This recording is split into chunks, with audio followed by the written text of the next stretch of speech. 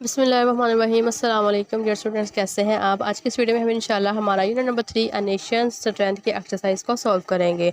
और इसके अलावा मैं आपको ये रिकमेंड करूँगी कि इसकी ट्रांसलेशन मैंने जो है वो जो डिफ़िकल्ट वर्ड्स थे उनको पिक्चर्स के साथ डिस्क्राइब किए थे ट्रांसलेशन में। अगर आप उनको एक दफ़ा कुछ आपको अगर कन्फ्यूजन है तो आप उसको मस्त देख लें, इंशाल्लाह आपको अच्छे से समझ आ जाएगी, बिकॉज मैंने उसमें पिक्चर्स के ज़रिए ट्रांसलेशन को शो किया है। चलिए बिस्मिल्लाह पढ़ के स्टार्ट करते हैं। फर्स्ट वन हमारे पास आ जाती है ग्लोसरी, जिसमें वर्ड्स मीनिंग है। डिफाई का मतलब होता है मज़ाहमत करना, इनकार करना। टू रेजिस्ट का मतलब इनकार करना, मज़ाहमत दिखाना। रस्ट जंग लगना। A red brown substance that is formed on some metals by the action of water and air, के पानी और हवा के तनासुब के साथ जो किसी मेटल के ऊपर जो चीज़ आ जाती है उसको हम जंग कहते हैं। फोर्स नेक्स्ट है, उसे कहते हैं दुश्मन को। एनिमीज भी कहते हैं दुश्मन को। डिके तबाह बर्बाद हो जाना। To cause something to become gradually damage, के ऐसी वजह बनना कि जो चीज़ है आहिस्ता आहिस्ता ख़राब हो जाए। थ्रोंग भीड़, मजमे को कहते हैं। A large densely packed crowd people, के बहुत ज़्यादा लोगों का जो झुमकट्टा एक मजमुआ है वो। प्राइड फ़ख्र गरूर करना। फीलिंग ऑफ इंपॉर्टेंस, के खुद को जो है वो अहम समझना। शेफ्ट्स अलॉन्ग सिलेंडर सिलेंड्रिकल बॉडी और पार्ट, के रॉड या भी से कहते हैं हम, और या लंबा या पतली किसी भी चीज़ जिस्म का हिस्सा। पीपल लोग है। अ नेशन अ रेस, ठीक है। लस्टर है चमकना। ग्लो ऑफ रिफ्लेक्टेड लाइट, किसी चीज़ का रोशनी की वजह से चमकना। फ्ली उड़ जाना। To run away in fear, खौफ की हालत में उस जगह से भाग जाना। डेयर जुरत, to have the courage to do something, कि किसी के अंदर ये जुरत दिखाना कि वो उस चीज़ को कर सकता है। नेक्स्ट हमारे पास है oral communication. Read and then use role play and to form the dialogue below, उसको पढ़ें एंड रोल प्ले करें। इन डायलॉग्स को परफॉर्म करने के लिए यूज़र टैग क्वेश्चन और सोशल कन्वर्सेशन के अंदर उनको एंगेज करें। शीज़ा अस्सलाम वालेकुम। अरूज वालेकुम अस्सलाम। Sheeza it is a hot day, कि आज बहुत गर्मी है। इज़न्ट इट, क्या नहीं है। अरूज यस इट इज़, हाँ है। It is really hot outside, के बाहर बहुत ज़्यादा गर्मी है। Sheeza what would you like to drink, तुम क्या पीना पसंद करोगी। Arooj I would like something cool, मैं कुछ ठंडा पीना पसंद करूँगी। Would you care for some cake, तुम्हारा शीज़ा उससे पूछते कि तुम्हारा केक के बारे में क्या ख्याल है। Arooj yes I will try a piece of your cheese cake, जो तुम्हारा चीज़ केक है मैं उसमें से थोड़ा सा लूँगी। शीज़ा फिर कहती है इट्स सर्टेनली लुक्स टेम्पटिंग, कि बहुत ही टेम्पटिंग लग रहा है। टेम्पटिंग का मतलब होता है किसी चीज़ कोई चीज़ जब आपको अपनी तरफ अट्रैक्ट करती है वो टेम्पटिंग पुरकशिश लगना।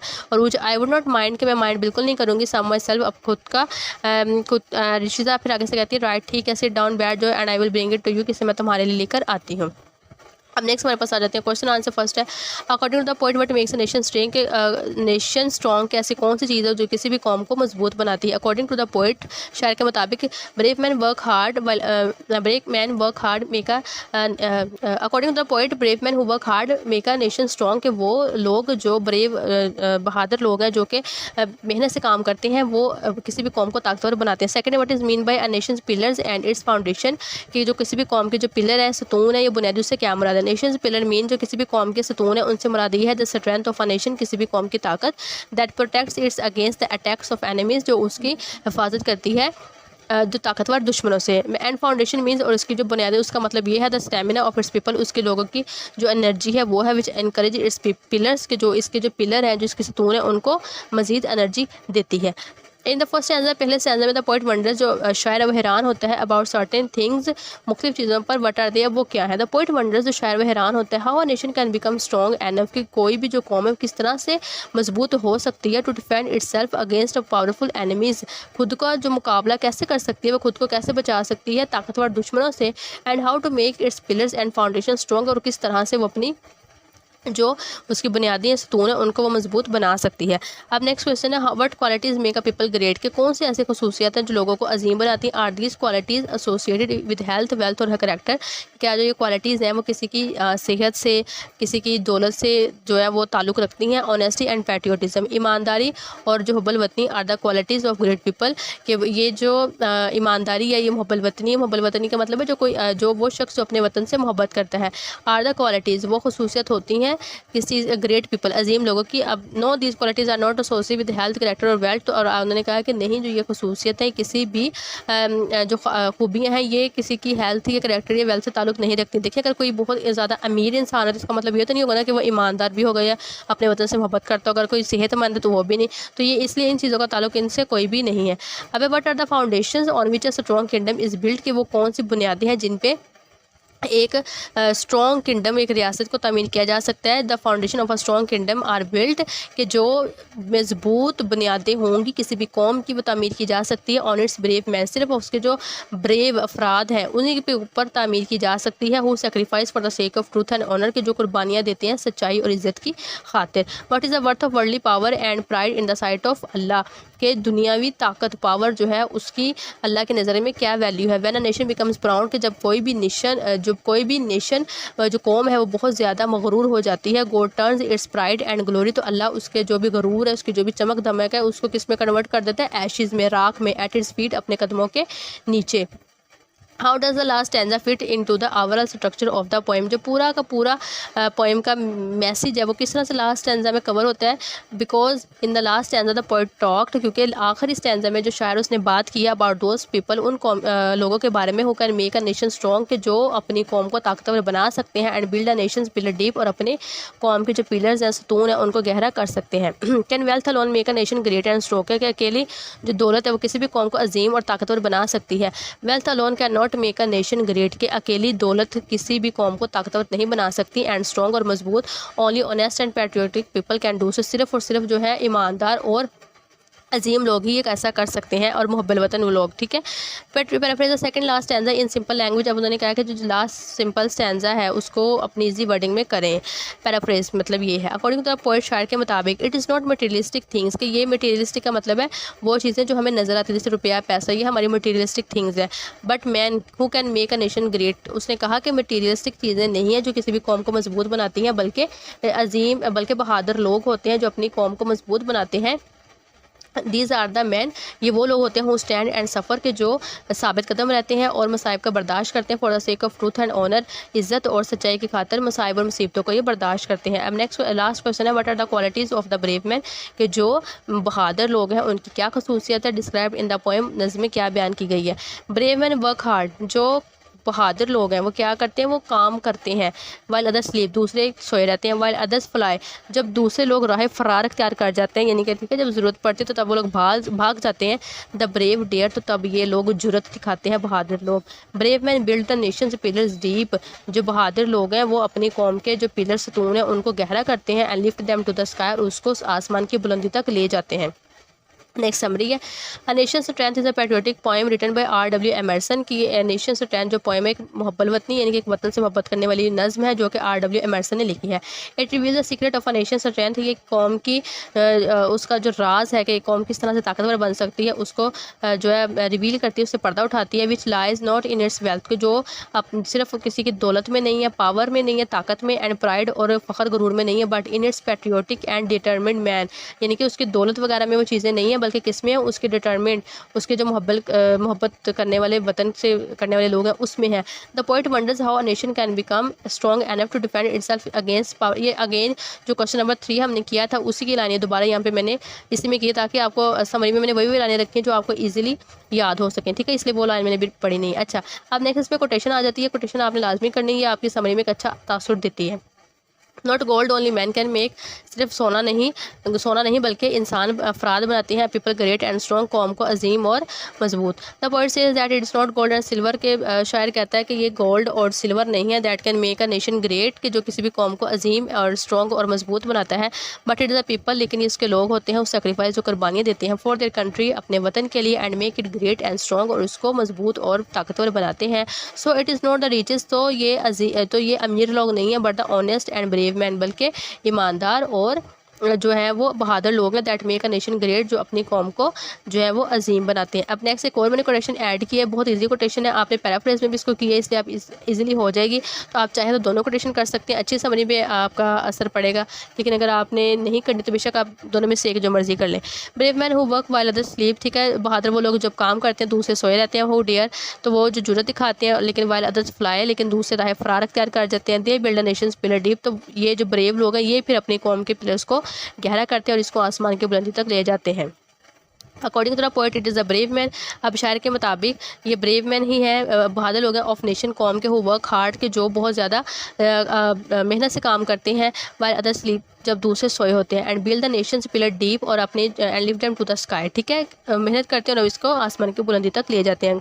अब again gold and material progress can not provide a strong foundation for a nation, के जो भी गोल्ड सोना चांदी ये किसी भी कौम की बुनियादों को मजबूत नहीं बना सकती। एज वी कैन डिस्ट्रॉयड, कि हम इसको तबाह कर सकते हैं। Empires have despair due to the battle, तो जो जंगों की वजह से बहुत सी कौमें तबाह हो गई हैं, गायब हो गई हैं। And there glory has decade, और उनकी जो शान शौकत थी वो भी ख़त्म हो गई है। The poet goes on to say that the pride of a nation does not lie in wearing glittering crowns, तो शायर ये कहता है कि किसी भी कौम की जो ताकत है, जो उनका प्राइड गरूर है, वो उनके चमकते ताजों में नहीं है।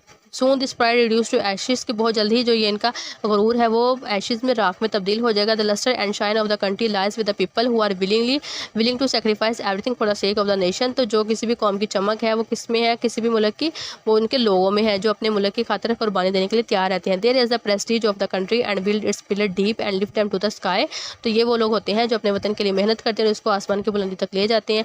सच पीपल आर द रीज़न, तो ये वो लोग होते हैं जो वजह बनते हैं सक्सेस ऑफ द नेशन, अपने वतन की जो है वो नेशन सक्सेस, उसकी कामयाबी के लिए। अच्छा जी, अब आ गए हमारे पास अगेन वर्ड्स हैं और ये सिंपल उनके मीनिंग हमने आगे लिखने हैं। अब इसमें देखिए डिफाई का मतलब है रिपीट हो गया, मज़ाहमत करना, रेजिस्ट भी, फोर्स एनिमीज दुश्मन, शौक झटका, जर्क भी झटका, शेफ्ट का मतलब है मजबूती, और पोल स्टिक रोड जो एक स्टिक होती है, रस्ट जंग लगना, कॉलिशन का मतलब है जंग लगना, डिके तबाह बर्बाद होना, और डेट्रिब्यूशन भी के मतलब है तबाह होना। लस्टर है शाइन किसी चीज़ की आना, एंड चैलेंज भी है जो मुकाबला करने के लिए तैयार रहना। ऐश राख को कहते हैं, रिसाइड का मतलब है बाकिया जो रह जाती है उसकी वो है। अब अगेन हमारे पास आ जाती है वोकैबुलरी। अब उसमें उन्होंने हमें कहा है कि आपने लिखने हैं स्लेबल लिखने हैं, और syllable is a part of a word, जो स्लेबल है किसी भी लफ्ज़ का वो हिस्सा होता है। That contains a single vowel sound and is pronounced as a unit, के स्लेबल वो होता है किसी भी वोल साउंड का हिस्सा होता है जो एक प्रोनाउंस किया जाता है एज अ यूनिट पे। For example book has 1 syllable, wonder has 2 syllable, and September has 3 syllables. अब इसमें देखें, जब मैंने वर्ड अंडरलाइन किया, अब आप इसमें चीज़ चेक करें। देखें, जब बुक हम वर्ड बोलते हैं, बुक फ़ौरन से हम वर्ड को बोल देते हैं लेकिन अगर हम वर्ड बोलते हैं वंडर, अब देखिए पहले वन आता है फिर डर आता है, दो लफ्ज़ के हिस्से हो गए। यानी कि सिंपल सी बात इसमें ये कि जब बोलते हुए अल्फाज के हिस्से हो जाते हैं, एक एक आवाज़ में वो चले जाते हैं, तो फिर हम उनको कहते हैं स्लेबल। आप देखें सेप्टेम्बर, पहले हम बोलते हैं सेप, फिर टैम, फिर बर, सेप्टेम्बर। अच्छा, अभी हमारे पास अल्फाज हैं, इनके हमने स्लेबल बताने 1, 2 हैं या 3 हैं। अब देखें फर्स्ट वन इसमें है रस्ट। जब हम रस्ट मतलब जंग है, गोल्ड मतलब सोना, सॉर्ड मतलब तलवार, वाइट सफ़ेद, स्वीट का मतलब है मीठा। अच्छा, अब जब रस्ट फ़ौरन से बोला, एकदम से रस्ट बोला गया, गोल्ड भी एकदम से, सॉर्ड भी, वाइट स्वीट, ये एकदम से। लेकिन अब जो 2 स्लेबल है ना, इनका चेक करें। देखिए ग्लो री, पहले हमने बोला ग्लो, फिर हमने बोला री, 2 हिस्से हो गए। माइटी, पहले माइट फिर ई, देखिए 2 हिस्से हो गए, मतलब 2 स्लेबल है। अब देखिए किंगडम, किंगडम, पहले किंग बोला फिर डम, किंगडम 2 हो गए। अब फाउंडेशन, पहले फाउंड फिर डे फिर शन। Victory, opinion, exercise, happiness, abiding, remember. इस तरह से जो वर्ड्स के बोलते हुए हमारे पार्ट्स डिवाइड हो जाते हैं, इसे हम सिलेबल्स कहते हैं। देखिए फाउंडेशन बुनियाद, विक्ट्री जीत, ओपिनियन राय, एक्सरसाइज वर्जिश, हैप्पीनेस खुशी, अबाइडिंग का होता है रिमेंबर याद करना, ठीक है, ये सारे हो गए। अच्छा जी, अब आ जाता है हमारे पास apostrophe. An apostrophe is used mainly, अभी 3 पर्पज़ के लिए इस्तेमाल होती है। अब इसमें फर्स्ट वन आता है कि ये सिंगुलर नाउन के लिए इस्तेमाल होती है। देखिए फर्स्ट वन आ जाता है हमारे पास सिंगुलर, यानी कि जो एक नाउन है ना उसके लिए इस्तेमाल होगी। पहला तो इसका सिंपली रूल ये है, और जब ये हमारे पास सिंगल में आएगी तो हम इसका क्या ये याद रखना है कि तब हमारी एपोस्ट्रोफी उसके पीछे आएगी। दूसरा आता है ओमिशन ऑफ लेटर, के लिए इसका रूल है। ओमिशन ऑफ लेटर का मतलब है कि लेटर हरूफ है तब वो हरूफ गायब हो जाए।